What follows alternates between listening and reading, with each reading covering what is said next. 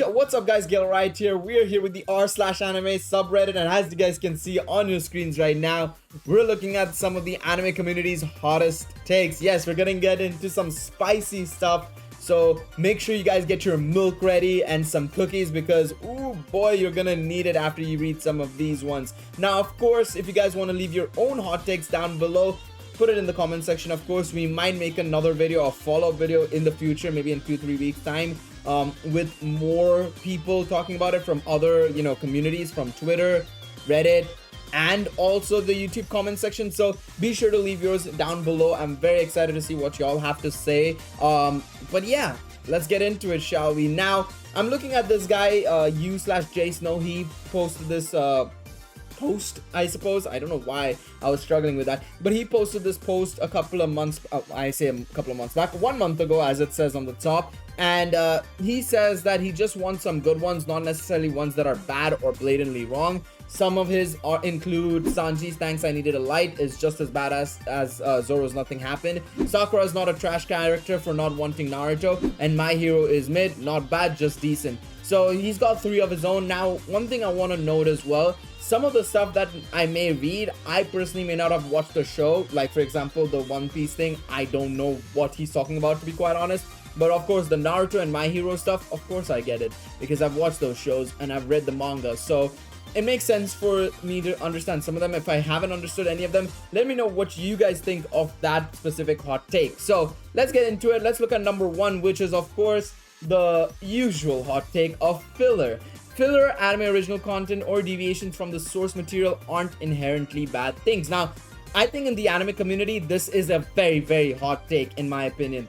A lot of people would say, filler is bad, anime original stuff, bad. Deviations, what are you doing, kind of thing. Respect the creators, don't change stuff.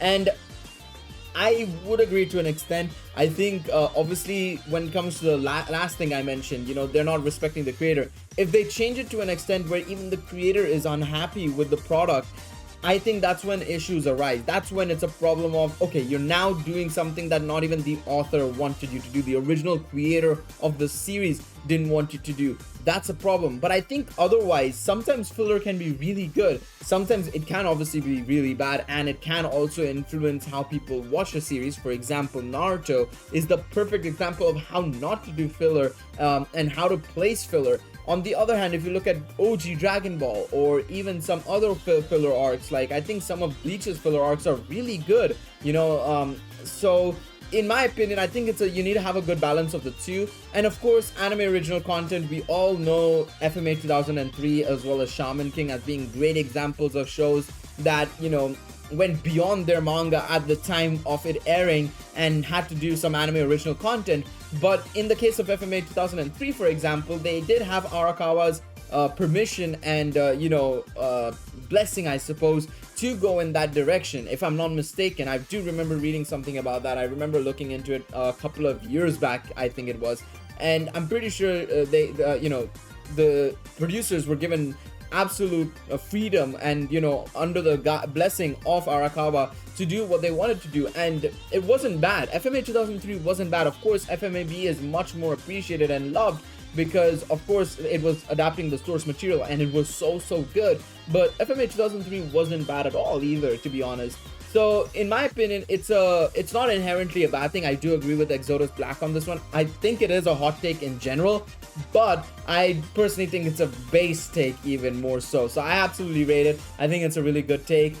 Definitely agree with it. All right, let's move on to some other ones because I want to move on quicker. I don't want to just stick to one person and read through there's a entire thing, because he has one take for each thing here. So I'm gonna look at some other guys. Ma Cookies here says, I prefer the York New City arc and Greed Island arc to the Chimera Ant arc. Hunter. I agree with York New.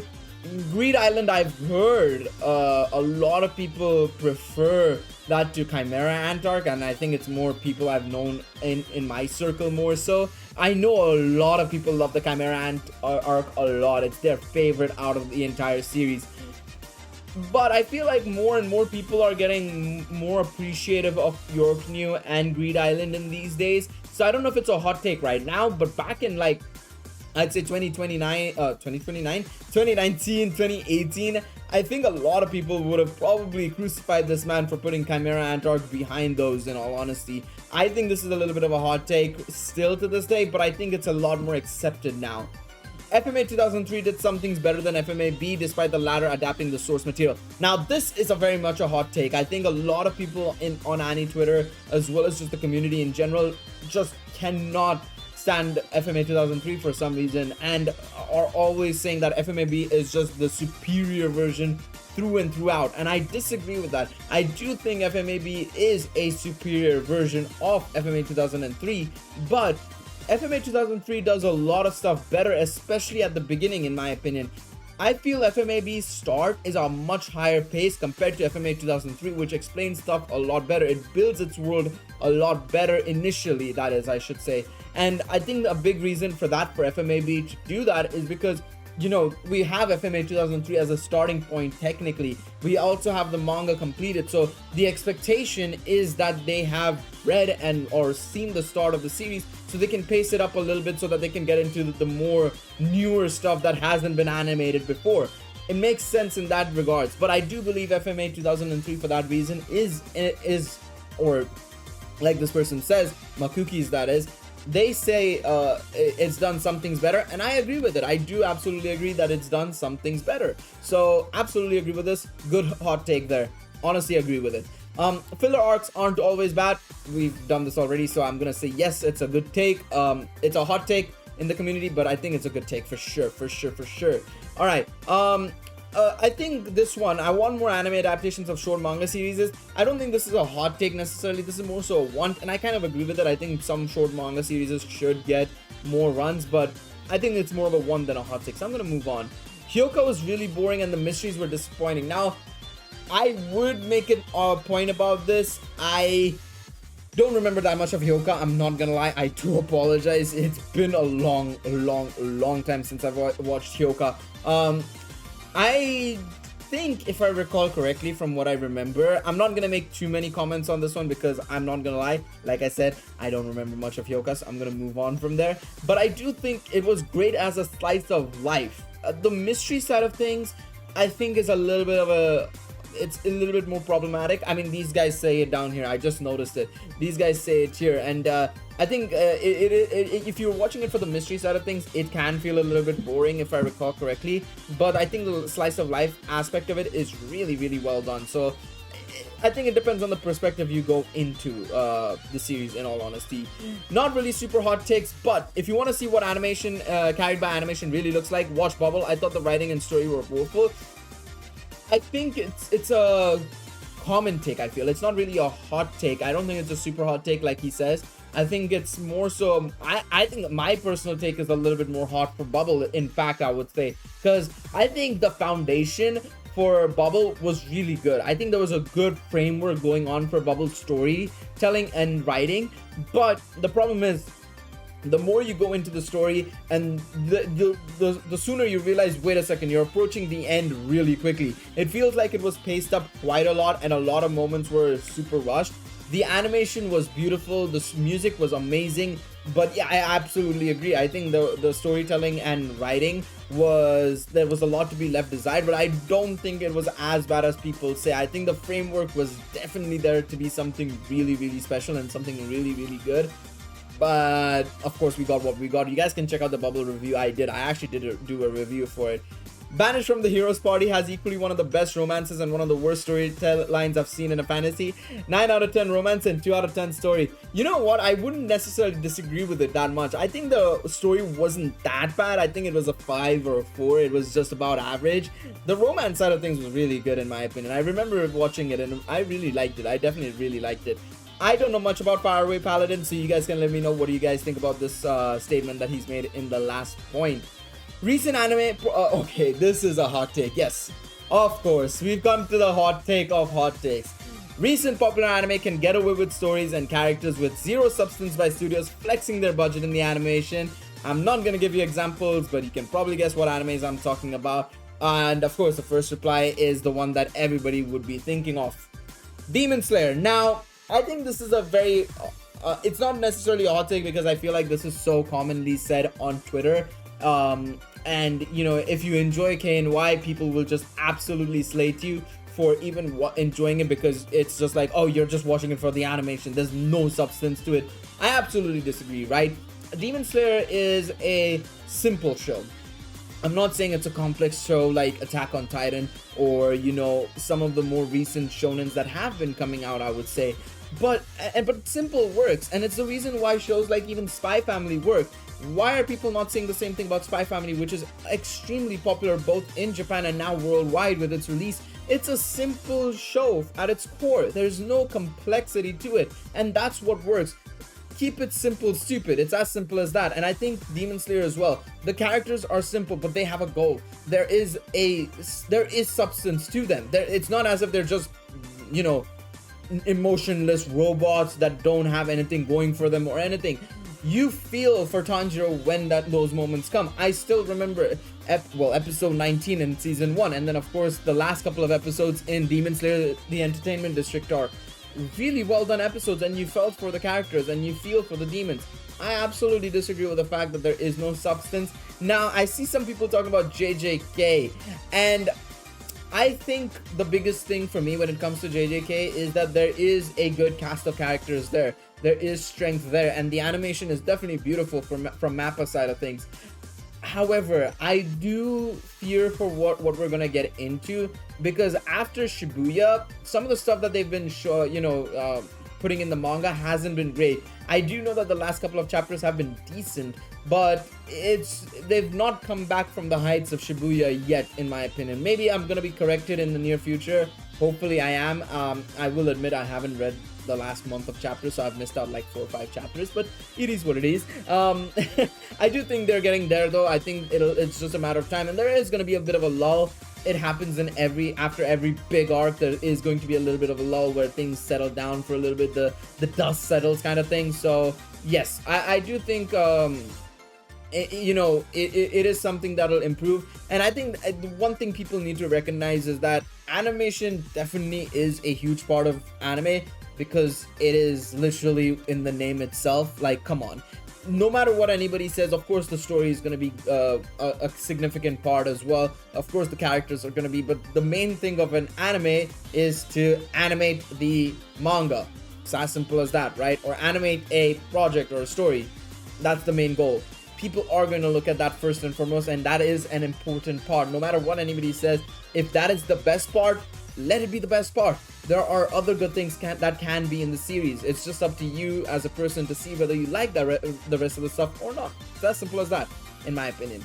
Alright, I would rather choose an anime with a slow start, something that feels mediocre by some but becomes better later than anime that bait me with the great thing in the beginning but become worse later on. Okay, I agree with this. I think I agree with this. I don't know if it's a hot take necessarily, but I do agree with this. I think it is one of the better things for it to have a slow start where it builds up its world, takes its time. I think 86 is a perfect example of something that took its time to get up. I know a lot of people weren't completely enthralled with the idea of 86 initially in the first 2-3 weeks of its airing, but then it just built up, and it became something really special at the end of the season, right? In comparison, look at for Rising of the Shield Hero Season 2 and Promised Neverland Season 2. Things that just went downhill for no reason, and unbelievably so. So, obviously, I understand Promised Neverland was just... the manga run was just horribly done, in all honesty, and hence why they had to just do whatever they could with Season 2. Rising of the Shield Hero Season 2 could have been, much better handled, but it just went downhill and nobody really enjoyed it that much. It never got the same success as Season 1. And I think that is definitely a bit of a problem. I do agree with this guy, Drizia. Absolutely agree with this take. A lot of these takes are pretty much what I'm agreeing with, in all honesty. Wish all the characters in art. I mean, we'll talk about it. Hot take, DBZ. All the characters that should die should stay dead, pretty much. Or I should say, or all the characters that die should stay dead. I kind of agree with this, in all honesty. I think a lot of people, bring up Dragon Ball Z as the perfect example. I'm not gonna say what his name is, but he makes a valid point. DBZ is the perfect example of characters not staying dead when they should be staying dead. And I absolutely agree. I think once the character is gone, they should be gone. Of course, I really liked originally what Dragon Ball's idea was that they only get one opportunity and that's it. But then since then, you know, we've been able to revive everybody and their mother 50,000 times at this point. So, in all honesty, I absolutely agree with it. I think if they are going to go, they should go so that, you know, other characters get the opportunity to shine. I mean, that was the whole idea of Gohan taking up the mantle at the end of Cell Saga, right? So yeah, I absolutely agree with that, in all honesty.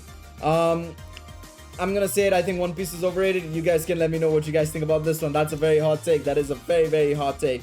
All right, let's look at one more thing. Alright, okay, my hot take. Isekai anime are mostly trash. It's a great idea, but almost every execution of it is awful. This is added to the fact that most isekai, light novel, VN, manga are not fully fleshed out and have no real individual or unique ideas and use recycled content. Oh boy, another reincarnation into a fantasy world with RPG-like systems. But the MC is super quirky, where they have the best defense, overpowered, or some form of limitation. What, that's not generic enough? There's some form of turmoil where the MC has to save all things or participate in things that they don't add any value to the plot or character development. Add generic harem and you have all the majority of isekai. The couple that stand out actually good are Saga of Tanya the Evil, absolutely rated, agreed. Drifter is not exactly unique, but extremely well done. I'll also actually, no, we're not going to include that one in my list. It falls into the above, but it has a decent character development, so I consider it an outlier. I genuinely don't understand why this genre is so popular when a fully fleshed out fantasy-based theme would just fit and flow so much better. Ooh, okay. Alright, I have to disagree with this. I think the problem with isekai anime is it's not really about its popularity, because if you look at every genre, there are so many of its type in each genre, and I think isekai itself is now just a genre, right? It's become a genre of its own, and in my opinion, I don't think it's the problem is the genre itself. It's more so or the style of anime. I think it's just now that, you know, everybody's doing one. If you see a season, if you go into a new anime season, there is going to be 4 or 5 isekais every season, 100%. Like this season alone, we can see Isekai Oji-san. I think there's one more reincarnated into another world show as well, and then I think there was a third one. I think there's 3 this season technically. Overlord is airing as well. I forgot about that. That's 4. Make it. Devil is a Part-Timer is technically a reverse isekai in a way, right? So look at that. I've named 4 already. 4 shows that are already airing that are isekai. And I think that's the problem, and to be honest, is that there's just so many of it airing every single season, I should say. And it becomes repetitive because you see the same things happening again and again. I disagree that it's mostly trash though, because you do get some standout ones from season to season, in all honesty. Like, I don't think I've ever had an issue with a season where all the isekai have been bad. There's been at least one that's actually noteworthy. You know, if you look at the last year alone, we've had stuff like Mushoku Tensei, we had ReZero Season 2 Part 2, we had, according to this guy, he said Shield Hero, so I'm going to include Shield Hero as part of the series set, right? We had Reincarnated as a Slime, really good series, right? And all of them have had their own unique take to it. The thing is, the isekai genre right now is just a genre that's the same throughout, the same core idea. It's got the same foundation. It's up to the writer or mangaka or creator of the series to decide what do they want to make unique.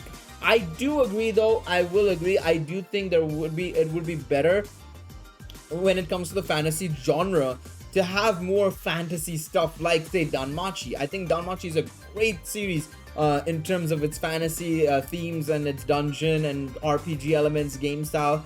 It makes so much more sense. I think Bufuri is another example of how to do a good isekai right.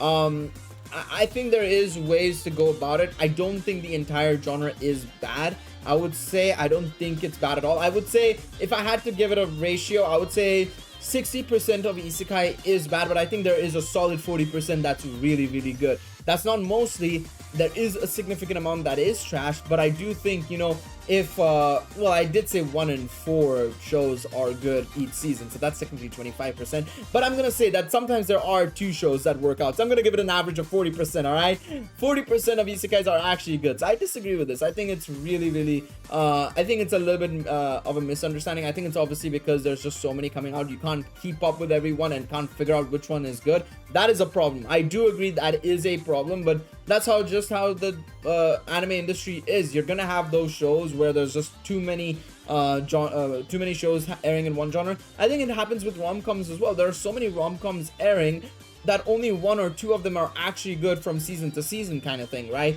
So I think it's a little bit of a genre issue more so than an anime or genre specific issue. I think it's just a genre issue generally. From genre to genre, you'll see this being a problem. So I think it is a little bit of a hot take saying that, and a bit of a wrong one in my personal opinion, but it's his opinion. It's absolutely fine. It's a fair take, to be quite honest. It's a fair take and makes sense. All right, we're gonna stop right there. There's a lot more that I could probably go through, but I don't want to make this a more than 20-minute long video. We're gonna be back in 2-3 weeks time, so leave your comments down below of your own hot takes. Maybe you want to respond to some of these hot takes, let me know. And of course, we will be back as well for another one for sure. I want to do this more and more, so let me know how did you guys like it, and let me know what your own takes are. I'm very curious to see it. Thank you guys so much for watching this video, and I'll see you guys next time. Bye bye, guys.